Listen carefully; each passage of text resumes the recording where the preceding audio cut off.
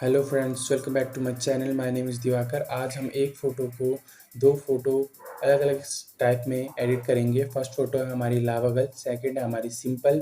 और जो फ़ोटोज़ हमने इनमें यूज़ किए हैं वो सिर्फ दो फ़ोटोज़ को यूज़ किए हैं। तो चलिए स्टार्ट करते हैं वीडियो। चलते हैं हम अपनी फ़ोटोशॉप टीवी की तरफ। Let's start the video.